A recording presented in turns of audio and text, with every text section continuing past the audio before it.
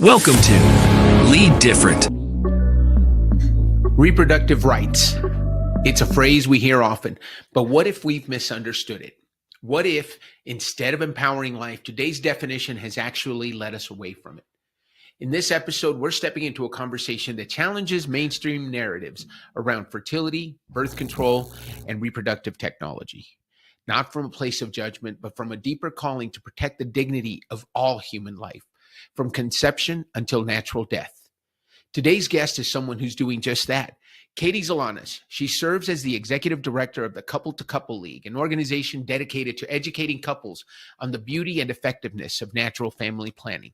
She's also the executive director of the Fertility Science Institute, where she bridges science and morality to promote fertility awareness that honors the design of our Creator. 𝙤𝙤's going to walk us through the often overlooked dangers of birth control, the moral dilemmas surrounding in vitro fertilization, and why Catholics and really all people of conscience need to think twice about technologies that create and destroy life in a single breath. This is not your typical episode. It's one that makes you stretch you. It may even make you uncomfortable. But if you're open, it will also deepen your understanding of what it truly means to be pro-life in the fullest sense of the word. So wherever you're listening from today, I invite you to slow down, lean in, and join us for a conversation that redefines reproductive rights, not as the right to choose anything, but the right to choose what's good, true, and life-giving. Let's dive in. Why not leadership? Why not lead different?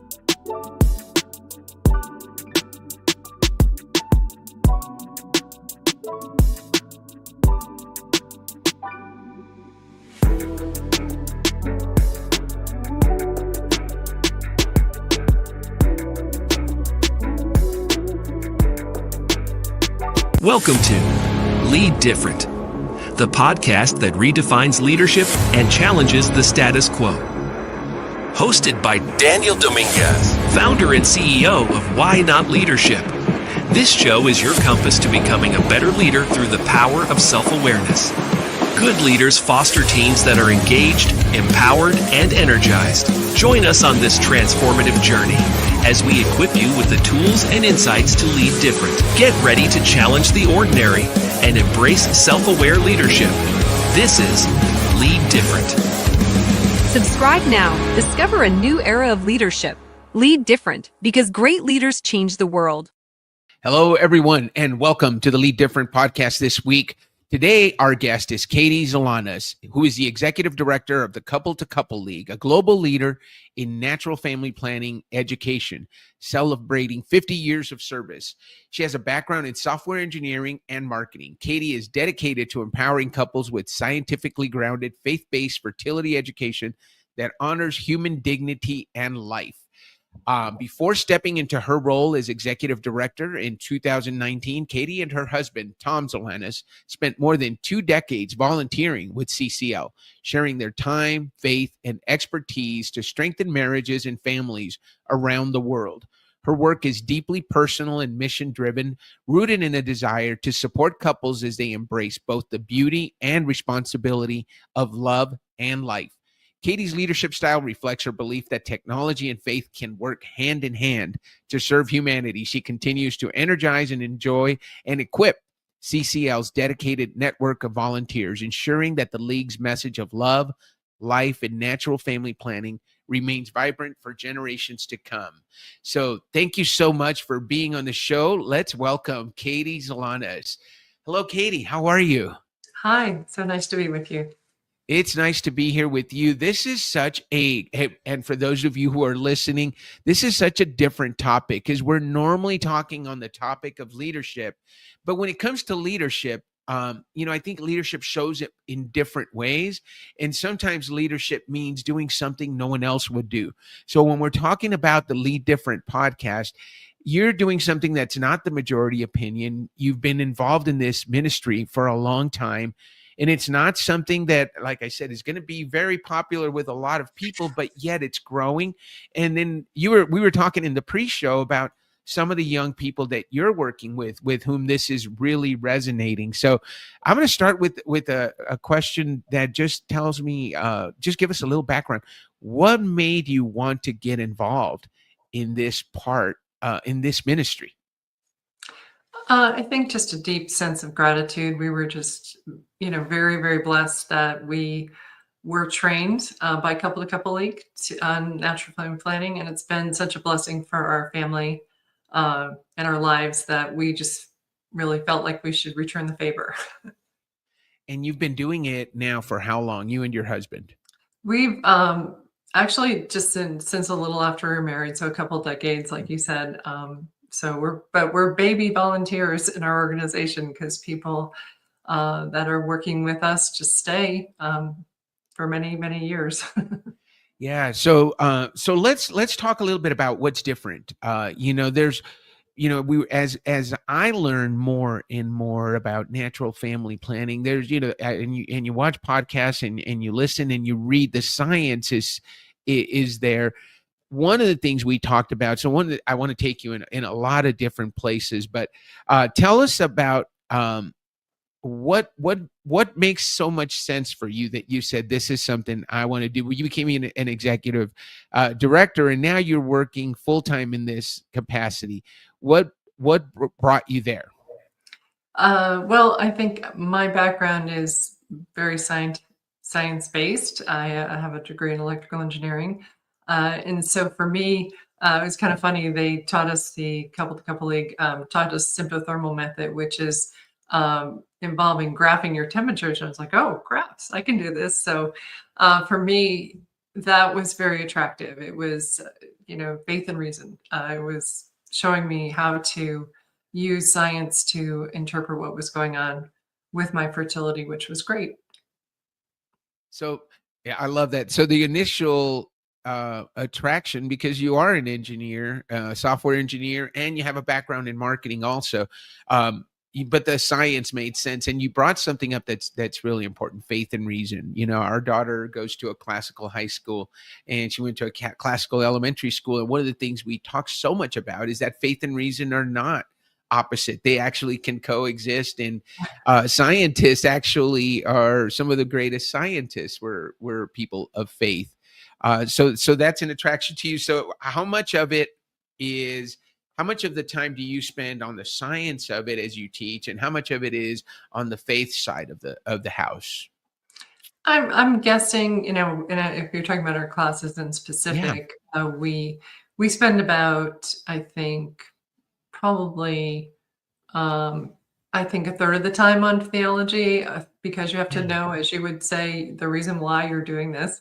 And we spend about a third of the time on understanding the scientific background and kind of the principles involved, and probably a third of the time on just practical, how to do things and how to practice the method and how to understand your charts about yourself and so forth.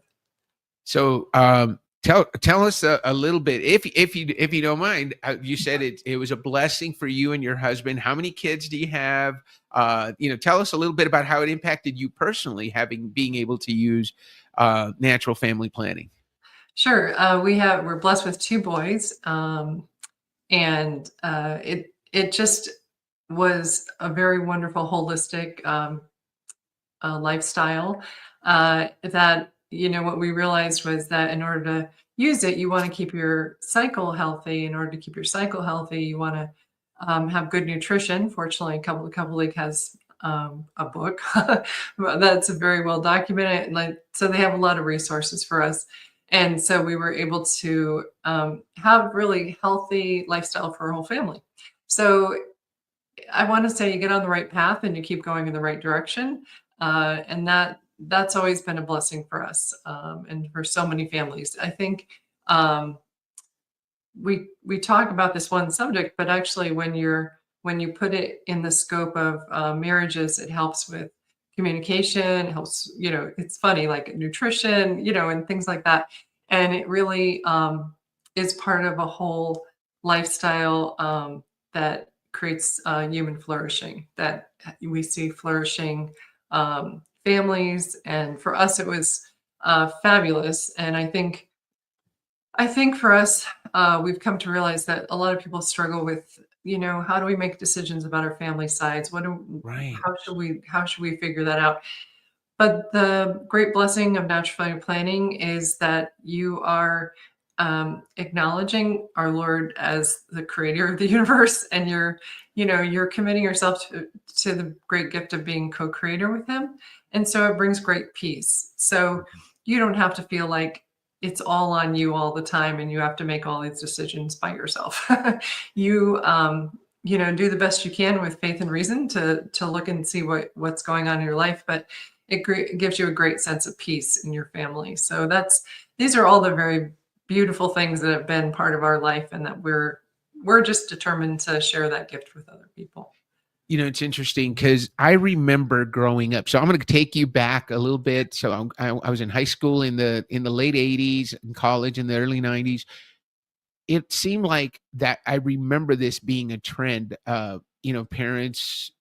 Parents of girls were told, "Oh, your daughter's having painful periods," and so the solution was to put her on the pill.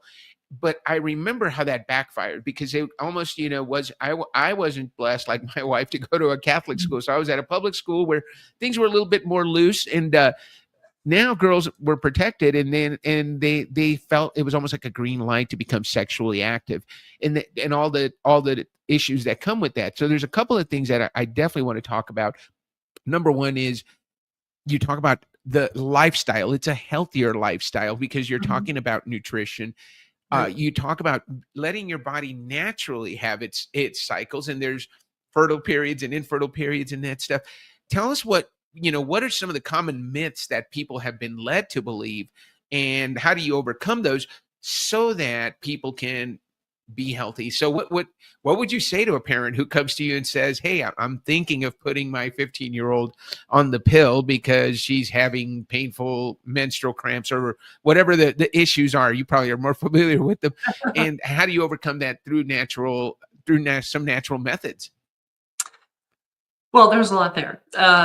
So I would say, if someone came to me, I would share that we have great resources. We have a great class for mother-daughter and young adult.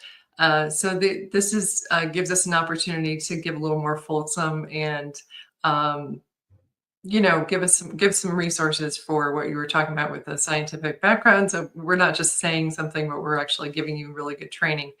So we do have those things available. We actually have a book about nutrition that's called Shorter, Later, Pain-Free Periods, that we provide for young ladies so that they have an option for handling those cycle issues.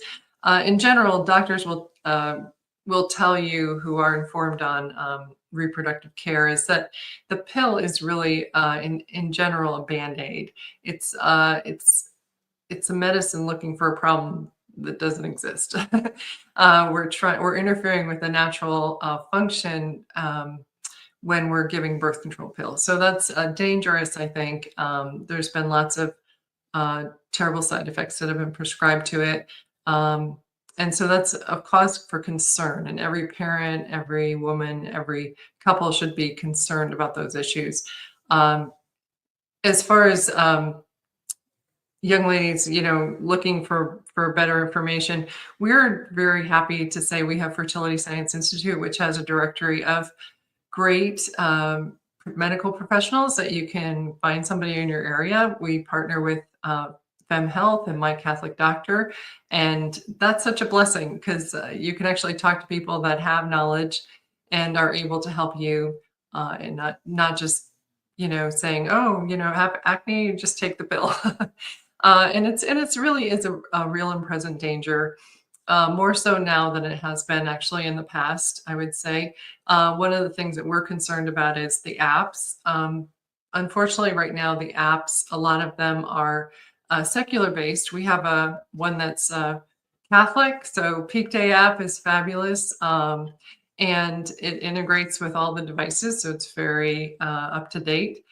But one of the things those apps do is some of them have off ramps to Planned Parenthood, to abortion pills, and all sorts of things that I don't think that maybe moms and dads are aware that young women are just signing up for these, and it sounds really not that big of a deal. I'm just going to do a period tracking app and this will be great.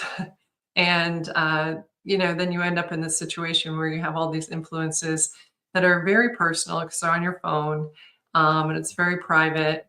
And I'm not sure people are aware that, that's kind of something that we should be really aware of and take action to stand against. Yeah. So a lot there. So thank you.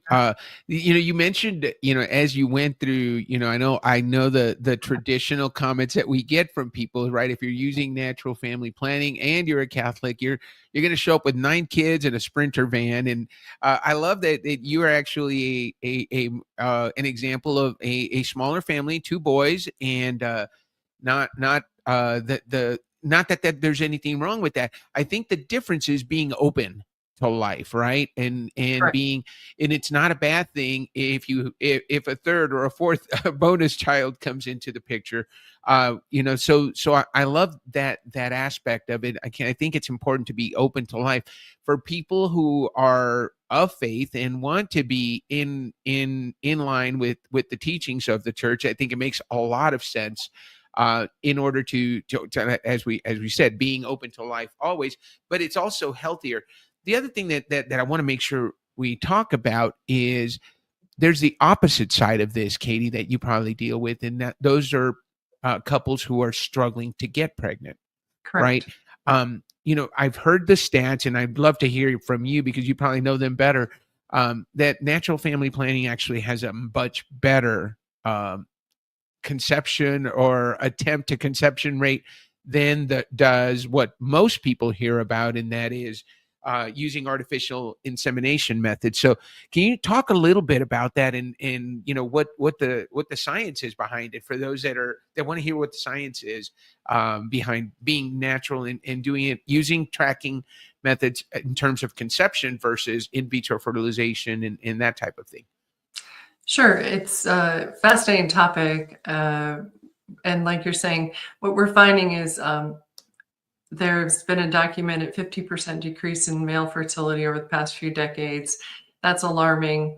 More and more couples, are experiencing trouble with fertility. That's close to our heart, and that we'd love, to give help. And we're happy to say using charting is the first step toward restorative reproductive health.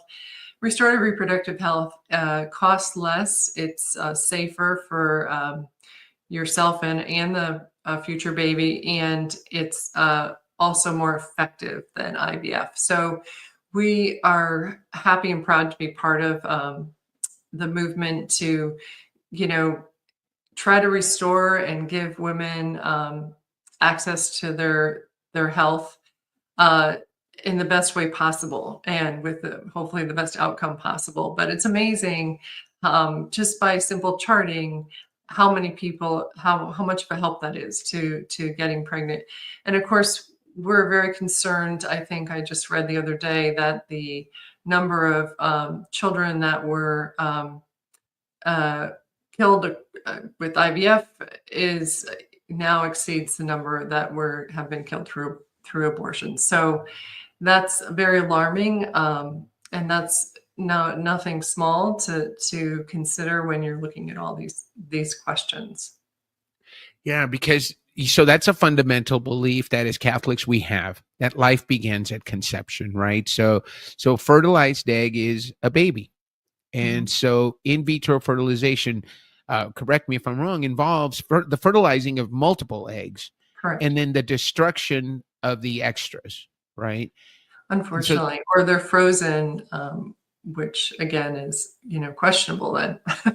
Right. So then you've got a conceived person in limbo, Yes. right? Technically. Yeah. So that's when you say that the number of babies destroyed through in vitro has now surpassed number of babies that have been destroyed through abortion. And again, that leads to these are people who want to have babies, because when people, I've heard this argument, and again, talk about a great topic for leading different. I appreciate that you're diving into this with me, Katie, because I want to talk about it because it's important. these are people who want to have babies. And so when politicians or policies are made that want to limit in vitro fertilization, the people creating those policies are seen as, oh, you monsters, you don't want to allow people who want to bring babies into the world to have babies. I think what we're saying, and what the people that are bringing those policies are saying, is there's a way for you to do that without doing this method. And what are the benefits of it? Why do that when you can do this? What's the biggest thing that's keeping people from saying, hey, I'm going to try natural family planning? There's a detox period, I think, that has to happen if a person has been on the pill, right, before they can get into a regular cycle, so they can monitor and be fertile. Can you talk a little bit about that? What are some of those major benefits of not doing it that way versus doing it with the natural family planning method? Sure. And this is something for that should be researched. I encourage people to research it, but basically, and it makes sense just without research, just to know that, taking good care of your body, promoting its healthy functioning is definitely always going to win out and be, the way you should do it. It's cheaper. It's much, as you're saying, much healthier for all the individual and the future child. And so adding artificial hormones can be very tricky, is what I want to say. And so there's nothing, I'm not saying that I'm categorically against medical intervention. That's incorrect. That's wrong. But creating life artificially, it just isn't as simple or as good as working with our own system to make that happen. And so, the benefits are, it's going to be healthier, it's going to be less costly, it's going to have less long-term health effects for you and potentially for any child created. So those are all things that you want to consider. In addition to, as you point out, the moral aspects of creating multiple eternal souls that are there. And I think at the end of the day, when we're talking about this topic, your leadership talks about the reason why. And I think that becomes really central when I talk to groups of people about this. And it comes down to, a realization, countercultural, different than what we're saying, but sex leads to babies. Like when you're having sex, it leads to babies, and you need to acknowledge that. We have a great OBGYN on our board, and he tells us that, statistically, and he's they're very scientific in our board, but says that of the 100% of the women that get pregnant, 50% of them are not planning on getting pregnant. And of that 50%, another 50% are on birth control or using birth control.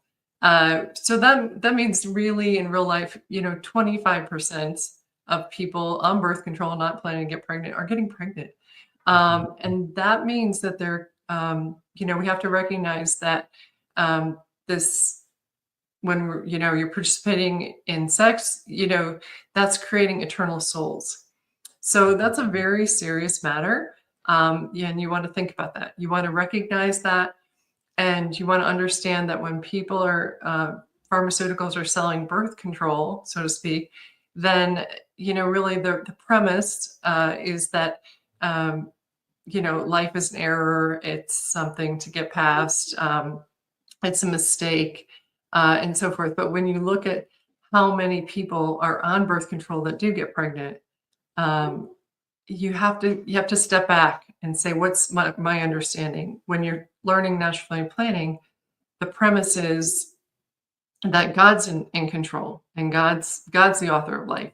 And so although we can, recognize and work with him to, understand our fertile and infertile times, that still seeds life to the Lord, right? So if he sees fit to create life, or in the case of when you're struggling with fertility, not have you become pregnant, those decisions are still with the Lord. And ordering your life in that fashion is more peaceful, ultimately, because so what happens is people are put in this position of they're supposed to make that decision. They're supposed to be responsible. Women have, when I grew up, women are supposed to be responsible. They're supposed to be take care of themselves and use birth control and be responsible. And that just puts all of the life and death decision making on you. And what you realize as you go along is that that's not going to work. You're not God. And so that, unfortunately, that leads us to despair. Society creates this thing and tells us we can be in charge. We can't. And so I think when we're working, teaching our couples natural family planning, we're coming face to face with that underlying why, an underlying problem that society is presenting, that we're in charge. We're not. And so it's another opportunity for us to acknowledge that we're not in charge. And then when you do acknowledge that, things start making more sense in your life. And I think as I hear you speak, I think there's a second component to it that makes a lot of sense for me. So we did Katie's YOS, and so I'm going to bring this up real quick for those of you, the coaches in the audience, and the people who have been through the YOS discovery. One of the things that I like talking about is how that kind of guides who you are. So your results came back as a contribute, better way, and trust. So what we know about somebody like Katie is she's someone who wants to make a difference. And if you're hearing her tone, I mean, this is someone who really is involved in something that's really built, excuse me, to make a positive impact in the lives of others. Excuse me, which is what we know about people with the Y of contribute. Her how is better way. So again, once again, as I hear her speak, she's telling us about a better way to, number one, organize and plan your family, but also a better way to live in faith and in order. That's also natural. It's not just whether you're a Christian and a Catholic, it's whether or not you believe in the way we were naturally designed, right? So there's that natural argument, and your what is trust. So I also know, even as we talked in the pre-show, Katie, it's important for you to give us good information and to look at both sides. And that's something that you're very, very good to bring up, because when we get into this conversation, it can be very easy to be seen as judgmental and not understanding that there are other positions, and there are people that have been educated inaccurately over the years for a long time, and they may not have the information that you and I have. And so that's the purpose of this episode. I really want to share this good information that's out there, opposite of what the mainstream media or what the national media or what is popular culture will tell us. Yes, go if it feels good, do it. I think you brought up a really good point. When you engage in sex, you're engaging in a procreative act, and the natural consequence, and not even a consequence, the natural occurrence that happens from a procreative act is procreation. Children come from that, and they're created in their eternal souls, and we're responsible for that as the people creating those souls. So it's a really important way to look at it. Now, one thing that's encouraging that you talked about, and you and your husband work with the new generation Gen Z couples. I have been so impressed, Katie. I've been interviewing. For some reason in my coaching, I tend to attract that younger age group, but they are so amazing in terms of they're coming back there to the faith, and in much greater numbers than people in our age groups, and they're willing and able to accept the teachings and are doing those things that lead to procreation and getting back to nature and the natural way we were designed. So I said a lot there. Here's the question. For someone who is not a person of faith, but that wants to do what's right for themselves, what are some of the arguments just for the natural reasons for doing this? Like you said earlier, we're naturally designed to do this. and this is the best way for those people who are saying, hey, you know what, I'm not a Catholic, but I actually want to take better care of my body. I want my husband and I to do what's natural, and we want to have a healthy family. Talk a little bit about that. Sure. This has been a cornerstone of our life. It's been really wonderful. We have a great book, Fertility Cycles Nutrition, which is was green. We were all green before green was popular. We have Save Freddy the Frog is one of our fun campaigns that we do because unfortunately it's a play on the study in Boulder, Colorado, where they found that the estrogens and the progesterones that were being are in the sewer water from all the birth control pills, where the poor little frogs were having trouble having any sort of development of their sexual organs. So they would have no gender. And it's terrible. So it really makes you stop and think about the environmental impact that birth control is having. And it makes you wonder if anybody's caring, are they monitoring, or they're not filtering it, and so forth. So these are important topics that affect the next generation, our lives, our health. So that's a kind of a macro argument. The micro argument would be in our daily lives, just being able to look at, it's amazing. You can look at our charts and you can find healthy patterns for our charts, which is healthy for our whole life, right? So it's a fifth sign of health, fifth vital sign, I guess is what they call it, when you have a healthy chart. Unfortunately, what we're finding is with the Make America Healthy Again theme, talking about how overprocessed foods and additives are creating problems, we are actually witnessing that in women's charts. They actually aren't as healthy as they used to be. We do have nutritional exercises nutrition and exercise, I guess, to help with that, which is great. But I think we've been taken aback a little bit by witnessing how poor diet can really has even more effect than it used to in the past. So there's a lot there. We have learnnfp.org, we have classes, we have app, we have a lot of really wonderful things that can help every age group. And it's nice because it lasts through your whole life. People talk about this, but it actually is mother-daughter to perimenopause. Your fertility is a gift that should be protected for a lifetime. And so, our programs are designed to do that and help. I love what you said. You were green before green was cool, because this stuff is about, you mentioned earlier the statistics on the male fertility issues and how much it has increased.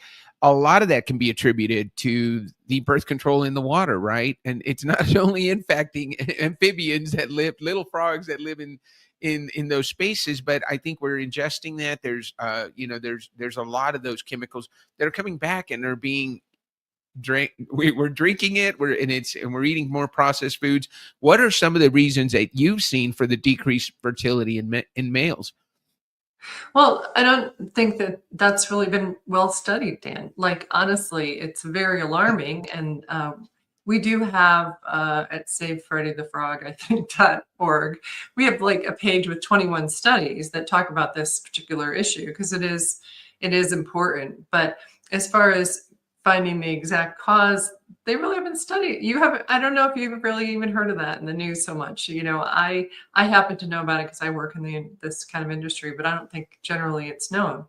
But I think that all of us, regardless, just sensibly can look at the processed foods. I can look at charts that aren't as healthy as they used to be. I can look at all sorts of things, and just all of us can recognize that we're going in the wrong direction. Obesity and all sorts of things are off the charts. We want to take good care of ourselves, our future children. So we want to make sure. So my husband is we teach couple to couple, right? So we include men. So it's a shared fertility. So we always include men. It's a great it's great because women don't feel like everything's on them, which is super. But my husband, of course, is always joking with the guys, walnuts, eat more walnuts. and that's true. There are some really good studies that have been coming out simply because there's more interest about turmeric and ginger and different things that guys can do to protect and enhance their fertility because it has become such an issue. So that's great that you brought that up. Let's make sure we give you an opportunity to talk about couple to couple league. What does it mean? Is that if somebody gets involved in couple to couple, what is it that's the main selling point? What are people going to get from being either involved on the counselor side or on the couples that are coming for help at couple to couple league? Sure. So we're a nonprofit. So we have taught 500,000 people natural family planning. And so we're happy to have people join us who would like to help out. We're going to be celebrating our 55th year in the coming year, and we're setting up a leaderboard. So we're determined to just teach as many people as possible. We have all sorts of different classes for different groups of people, and we're happy to have you join us if you're interested. We have everything from, like I said, mother-daughter, an intro class, the method class, the postpartum, perimenopause. So, and as I was saying, we teach couple to couple. So we're actually inspired from paragraph 26 of 𝘍𝑚𝑎𝑛𝑖 𝑉itae, which the Saint Pope Paul asked us to teach couple to couple, which is what we do. And from that, we've developed the Fertility Science Institute. And Fertility Science Institute is a great resource. And it's also more, I guess, I want to say evangelical for us. It's more, not as focused around the Catholic teaching, but following Catholic teaching in the sense of respect for ourselves, our body, our dignity, and so forth. So it follows all the theology, the body information, just as respect, but it doesn't focus in on the theology. You can always find that, but it does allow us to talk to people that aren't brought up in the faith and maybe don't approach it from that perspective. Yeah, as I look, as I was looking at the webpage for the Fertility Science Institute, you specifically support scientifically based, all natural fertility awareness based methods of family planning. And then you also do not support the action which intentionally damages or frustrates the normal function of a healthy reproductive or other functioning part of the body. So, that part, as you said, it's science based, right? Mm-hmm. It is correct. How the body is supposed to function. I heard this somewhere, and Katie, I'm sure you've heard it. We have lots of systems in our body, right? We have our digestive system, we have our pulmonary, or the way that we breathe. We have our nervous system. The reproductive system is the only one that we have that does not work without another person, right? all of our internal systems work individually, and they're made to keep us alive. The reproductive system does not work unless you reproduce, and that you only can do that with a person of the opposite gender that can help you create life. That's the whole purpose of it. That is so, that for me, it caught me. It really stuck with me. It's like, wow, that is just nature. God designed us this way, and he gave you a system that you must find a couple, a person of the opposite sex, in order to make it work. Right. I think that was a big breakthrough for people. Was they have for many, many years talked about it as the menstrual cycle, and we don't talk about it like the menstrual. We talk about it as a fertility cycle. So the point of the cycle is ovulation, which is the point of it is fertility. So that sheds a whole new light on it. Instead of being a problem of menstruation is such an inconvenience and a problem. Now instead we're focused on healthy cycles, because the point to protect our fertility, protect our future children, take good care of ourselves, protect our health, and make sure that we do the best we can. Like you said, we're wonderfully and beautifully made. And so we are always, helping people with that. I really do appreciate you talking about that. Katie, we've answered some great questions. I could go on, and I'm going to have you back on. But this is the Lead Different podcast, and we want to talk about leadership a little bit. What does it mean to you to lead different? Well, my goodness, very few people have a vocation that they have to teach about sex. I mean, it's just odd, right? Yeah, so it's kind of, I always have a laugh about that. You start off, studying engineering, and you're, climbing the corporate ladder, and you're doing these things. And then here I am. But it's been great. This is a field that is supported with technology, which is wonderful. Right. And so very happy to use my skills to make sure that people have the access to the very best of technology And information. So we will make sure and put in the show notes a link to the Fertility Science Institute for the Couple to Couple League. The other question we always ask every guest is, what is your biggest why not moment? A time in your life when you said why not to something and you're so glad you did. Oh, I think probably taking over as executive director here was probably a big why not moment. I had been on the board, and this opportunity came up, and I thought, why not? Let's see what I can do. Fabulous. We like to say at the end of our life, we don't regret the things we did. We regret the things we didn't do. So you said, why not? You're doing it. You're doing a fabulous job. You're a great representative of the cause and of your organization. And so like I said, I'm glad we got to hear some of the science and some of what you guys teach. And please, if you're interested, please click on the links. Katie, what's the best way to get a hold of you if somebody wanted to have you on a podcast or learn more, or even, I don't know if you do speaking and that kind of thing? What's the best way to get a hold of Katie? Sure. We have media pages on our website, Couple to Couple and Fertility Science Institute. So that would probably be the fastest way. It has all our information on it, and the contact form, or just call our office. Fantastic. So we'll make sure and do that. Katie, as you've taken over, as you're now an executive director and a leader in your company, what's a way that you lead? And let's talk about leadership here, that you lead differently today than you maybe did 5 years ago. What's different about you? Oh, I think for me, it's been a privilege to work with people that are also mission driven. That's a little different than other, secular jobs I've held. We actually our stand-up meeting every day we work remotely. We do have an office where people work locally, but we also work remotely, and we work with people all over the world. And our stand-up is the Angelus at noon, and we pray for each other. So we say who needs what, everyone's expected to be there, it's accountability, and so forth. So it's really been an honor to work with people and to watch that grow, and that ability to care for each other, even long distance. It's been a great blessing for us. We are very number driven, so we all have dashboards that we do, and we review with each other once a month with our leadership. So that's been a big help too. Yeah.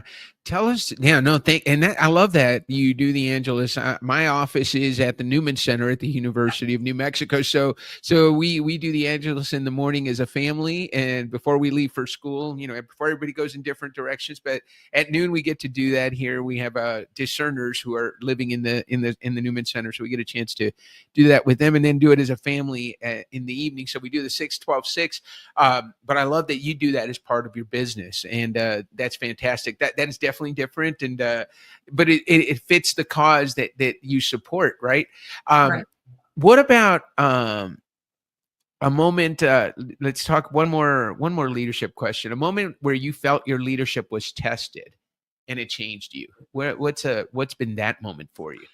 I think for me, probably, I think COVID was one. I think another one has been personnel issues. Personnel issues in a Catholic nonprofit is challenging. And I think that I've learned that you just really, you have to pray, but you have to be truthful with people. And I've learned that, people have their own plan for their life, and you have to be open to be part of that.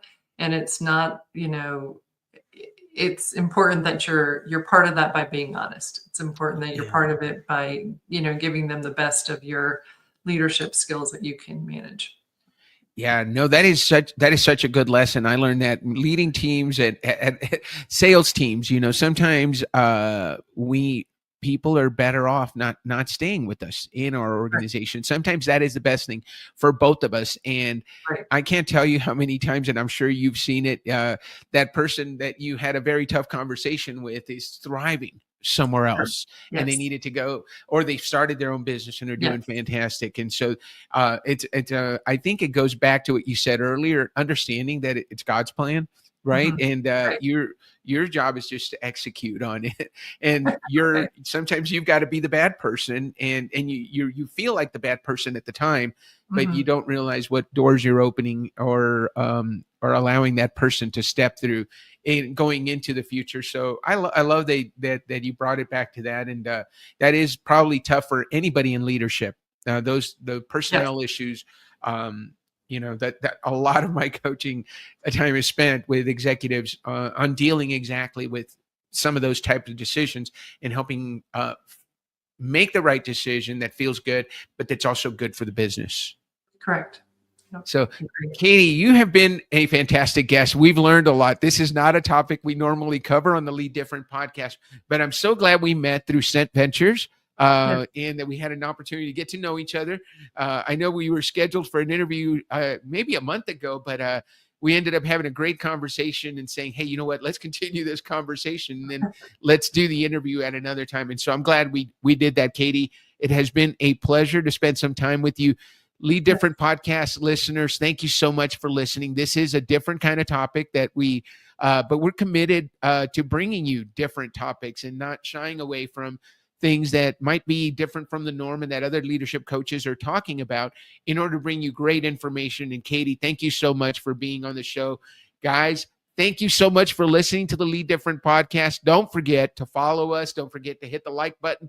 And if you learned something today and you want to comment, please send us your comments. And if you have any questions, please put them in the comments. We'll make sure and get them to Katie. And if we can't answer them, we'll make sure she can answer them and we'll get you an answer. And if we need to have her back, we certainly will. Katie, thank you so much for being on the Lead Different podcast. Thank you. This is Lead Different. Subscribe now. Discover a new era of leadership. Lead different because great leaders change the world.